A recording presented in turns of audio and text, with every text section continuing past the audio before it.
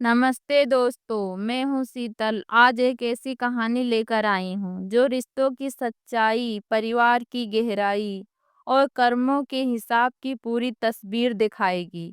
समय कैसे सबका न्याय करता है। ये कहानी आपको सोचने पर मजबूर कर देगी और दिल को छू जाएगी। दोस्तों, आंगन में नीम का पेड़ हल्के हल्के हवा में झूम रहा है। दूर कहीं बेल के गले की घंटी बज रही है। आंगन में 7 साल की आकांक्षा अपनी बुआ राधा के आंचल से खेल रही है।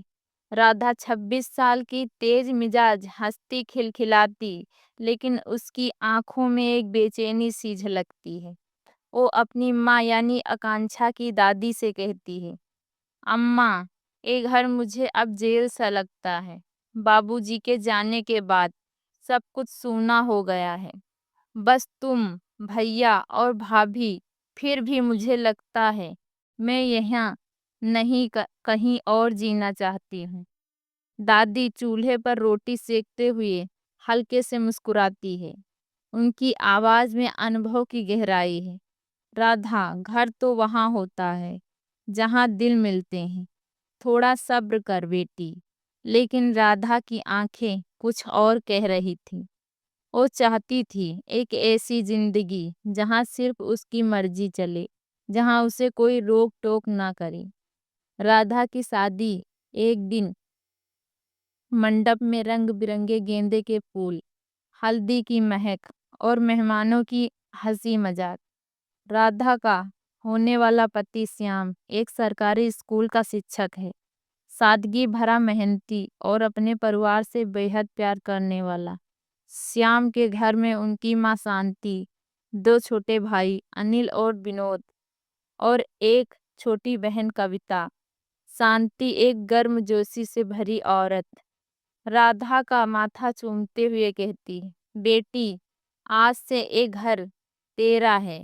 हम सब मिलकर इसे और रौनकदार बनाएंगे। राधा के चेहरे पर हल्की सी मुस्कान तैरती है, लेकिन उसकी आंखें खाली हैं। आकांक्षा जो मंडप के एक कोने में अपनी माँ के पास बैठी है, देखती है कि बुआ की मुस्कान में वो चमक नहीं जो एक दुल्हन में होनी चाहिए। श्याम का घर, एक छत के नीचे 6 लोग। सुबह का वक्त, शांति रसोई में दाल चढ़ा रही है। कविता सब्जी काट रही है। राधा अपने कमरे से बाहर आती है, चेहरा उदास। शांति प्यार से कहती है, राधा, आ थोड़ा मसाला पीस दे। आज तेरे लिए खाक गोभी के पराठे बनाती हैं। राधा ठंडे लहजे में जवाब देती, माँ जी, मुझे अभी श्याम के लिए नाश्ता तैयार करना है। वो स्कूल के लिए निकलने वाले हैं। वो रसोई में रुकती नहीं, अपने कमरे की ओर बढ़ जाती है। शांति चुपचाप मसाला पीसने लगती है, लेकिन उसकी आंखों में हल्का सा दुख छिपा है। महीने बीतते हैं। राधा का रवैया बदलने की बजाय और सख्त होता जाता है। वो घर के कामों से कतराती है। अगर अनिल या विनोद कुछ कहते हैं तो राधा तुरंत पलटकर जवाब देती है, मैं यहाँ सारा दिन रसोई में खटने के लिए नहीं आई। कविता को उसकी तीखी बातें सुनने की आदत पड़ने लगती है। श्याम जो अपनी माँ और पत्नी के बीच फंसा है, चुप रहता है। एक रात वो राधा से कहता है, राधा, थोड़ा सबके साथ तालमेल बिठा, माँ को तकलीफ होती है। राधा का जवाब तेज है, श्याम, तुम्हें मुझसे प्यार है या अपने परिवार से? मैं इतने लोगों के साथ नहीं रह सकती। मुझे अपनी जगह चाहिए। 1 साल बाद श्याम के घर में तनाव अब खुलकर सामने आने लगा है। राधा की छोटी छोटी बातों पर झगड़ने की आदत ने सबको परेशान कर दिया है। एक दिन रसोई में कविता और राधा के बीच बहस छिड़ जाती है। कविता कहती है, भाभी, तुम्हें घर के काम से इतनी नफरत क्यों? हम सब मिलकर करते हैं तो बोझ कम हो जाता है। राधा गुस्से में तपाक से जवाब देती, कविता, अपनी औकात में रह। मैं तेरी भाभी हूँ। मुझे ये सब काम धाम पसंद नहीं। शांति जो पास में खड़ी सुन रही, आखिरकार बोल पड़ती है, राधा, ये सब तक घर है जब तक सबका प्यार और साथ हो, थोड़ा सबके लिए भी सोच। राधा का जवाब और तीखा है। माँ जी, अगर मुझे हर बात पर टोका जाएगा तो मैं इस घर में नहीं रहूंगी। उसी रात शांति श्याम से कहती है, बेटा मैं नहीं चाहती कि मेरे कारण तुम्हारा घर टूटे। तुम राधा के साथ अलग रहो। मैं बस इतना चाहती हूँ कि तुम दोनों खुश रहो। श्याम की आंखें भर आती हैं, लेकिन वो माँ की बात मान लेता। राधा और श्याम एक छोटे से किराए के घर में शिफ्ट हो जाते हैं। राधा को जैसे आजादी के पंख मिल गए। सिर्फ वो और श्याम। श्याम की तनख्वाह जो उस समय 45,000 रुपये महीना थी, राधा को किसी राजमहल से कम नहीं लगती। वो अपने ससुराल से धीरे धीरे दूरी बना लेती है। अनिल और विनोद की शादी में वो शामिल नहीं होती है। कविता की शादी में बस एक मेहमान की तरह आती है और चली जाती है। एक दिन शांति को अचानक लकवा मार जाता है। वो बिस्तर पर पड़ जाती है। अनिल की पत्नी, विनोद की पत्नी और कविता दिन रात उसकी सेवा करती हैं। राधा एक बार अस्पताल पहुंचती है, हाल चाल पूछती है और वापस लौट आती है।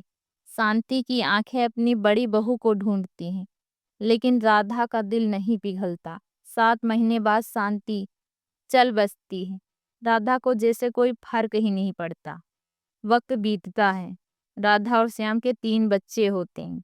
बड़ा बेटा अर्जुन, बीच में बेटी साक्षी और छोटा बेटा रोहन। राधा अपनी जिंदगी से खुश है। साक्षी की शादी एक अच्छे परिवार में हो जाती है। अर्जुन की शादी ममता से होती है, जो एक सरकारी बैंक क्लर्क है। राधा को लगता है कि अब सब कुछ सेट है, लेकिन समय का चक्र अपनी चाल चल रहा था।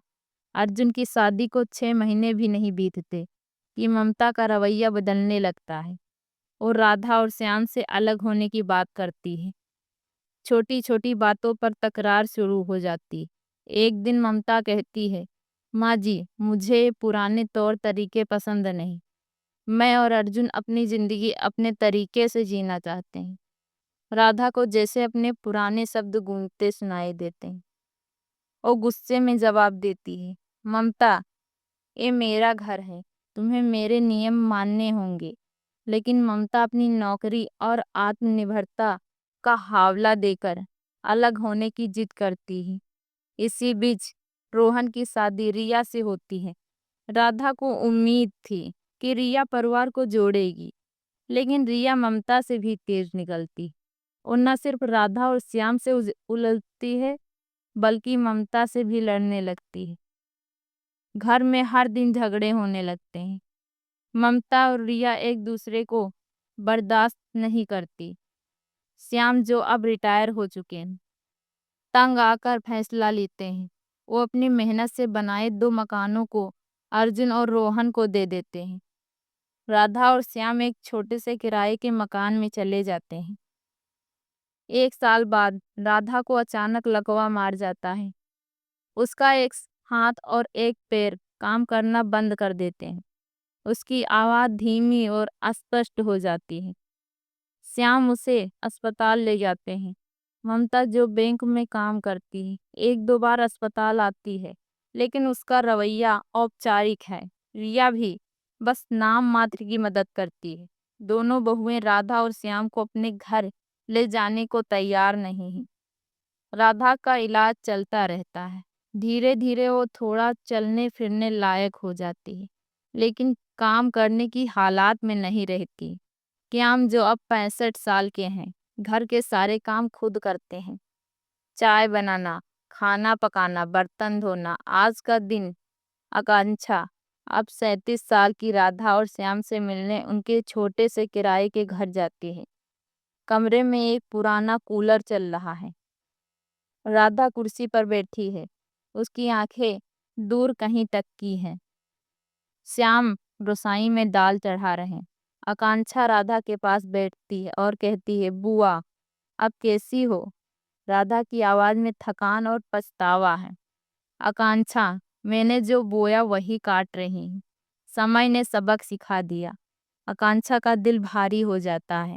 वो राधा से बहुत कुछ कहना चाहती है, उनके पुराने तानों के बारे में, ससुराल से दूरी बनाने के बारे में, लेकिन वो चुप रहती है।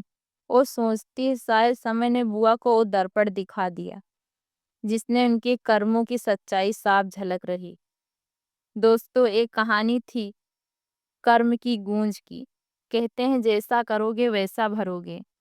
राधा बुआ ने जो रास्ता चुना, समय ने उन्हें वही रास्ता दिखा दिया। कहानी हमें सिखाती है कि रिश्तों की कीमत समझो, प्यार और सम्मान बांटो, क्योंकि समय का चक्र कभी नहीं रुकता।